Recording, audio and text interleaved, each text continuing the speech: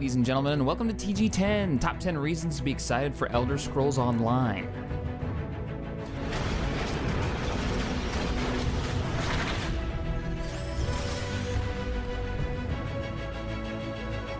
It's more of a quality of life thing than a true feature, but I'm really looking forward to it. I hate it when an MMO launches and my chosen shard fills up and I can't play with my friends. It's so damn frustrating. With the megaserver ESO has implemented, you can see where your friends are and join them without having to deal with the common question of what server are you on. You can just jump in and play without issue.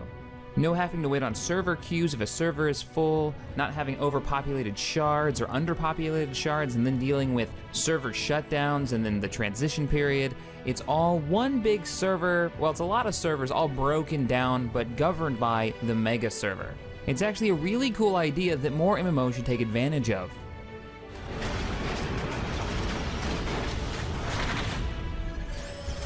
This is the first Elder Scrolls game since the original game to have almost the entire map at our disposal. From the Khajiit homeland of Elsewhere to the Nordic home of Skyrim, I can explore Morrowind with my friends and finally see the land of the Bretons in an updated graphics engine. Exploration is one of the key features of any Elder Scrolls game, and from the scale ESO is taking, they're off to the right start.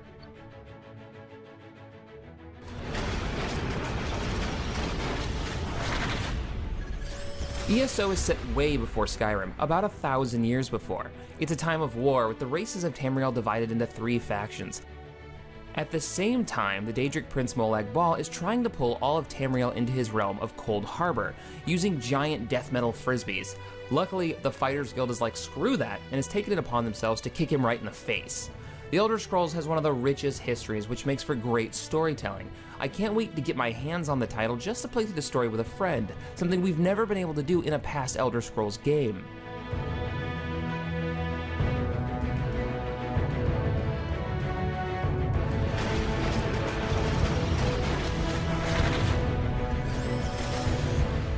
Combat is going to make or break this game. What we've seen in the trailers looks like a mix of real-time combat and some of that classic MMO fighting. The question is, can they pull it off with that fluid feeling of Skyrim combat, or will it feel like the same MMO combat we've been playing for the last 10 years?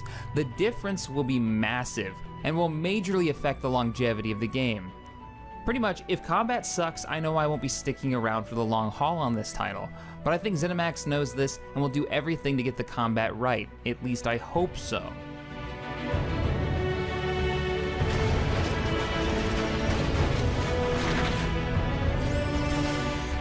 I'm probably going to be the minority in this one, but it's my list, so nah. In the pre-order pack, you can be an Imperial. With races being locked to factions, if I wanted to play with my friends from the start, I'd have to choose one of the 3 races in a single faction. Sadly, everybody I know wants to be part of the Aldmeri Dominion, meaning I have to play as either a High Elf, a Wood Elf, or the Khajiit, and I don't want to play as any of those 3. I want to play as a human. Now, with the pre-order, I can be an Imperial and choose my faction to play with. I can choose any faction. So yeah, that made number 6. I didn't want to be any of those races, and now I get to choose an Imperial. I'm set.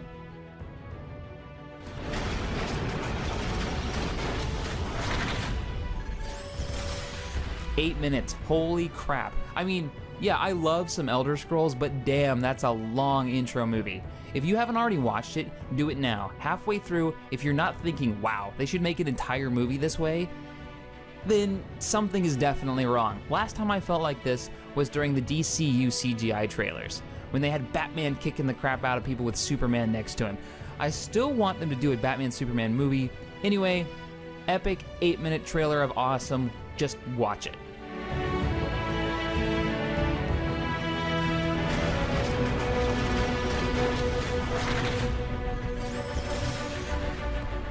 Nord, Redguard, Wood Elf, Khajiit, everyone's here. Even better, everyone has a city and a land to call home. It's going to be great to finally explore each one of the group's homelands. I've always wanted to explore the Bretons' northern kingdoms, and now's my chance. It's too bad ESO went with the 3-faction war system, meaning I can't freely, at least I don't think I can, freely roam the entire countryside of my opposing races, the opposing factions. So I can't just explore with one character. But that's why you make new characters.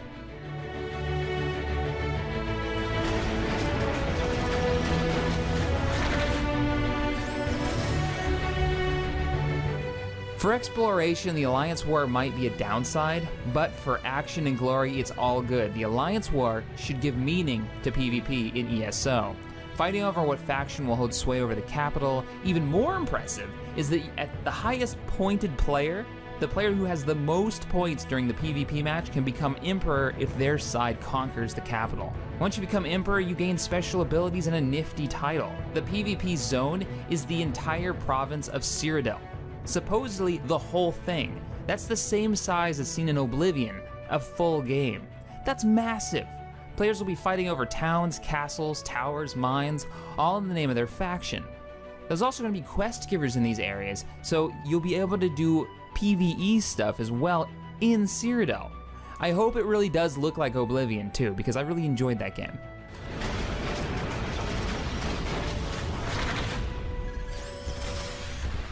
One of the more interesting design decisions in the Elder Scrolls is the class system.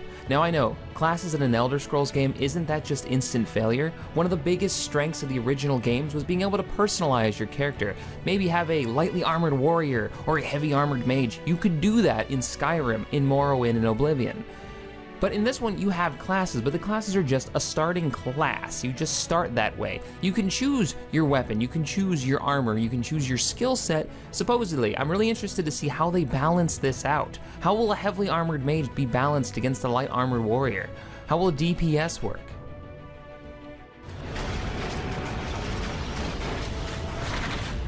How could this not be number one? It's one of the richest, deepest franchises in gaming history, going back a decade of video game development. Made originally by a group of guys with a long history of D&D games. I started playing Elder Scrolls Universe when Morrowind came out, and just fell in love with the setting. Oblivion gave us some amazing graphics for its day, and Skyrim is one of my all-time favorite games. With modding support, these games are still going strong. Check out my Morrowind HD mod library episode for proof. It makes it look just as good as default Skyrim. So that wraps up my top 10 reasons to be excited for the Elder Scrolls Online. What do you guys think? Will they pull a Star Wars The Old Republic and focus too much on the story and not enough on the player-driven fun and the actual gameplay? Let me know in the comments below. If you enjoyed this video, hit that thumbs up button, subscribe to this channel, and as always, thanks for watching. I will see you guys next time.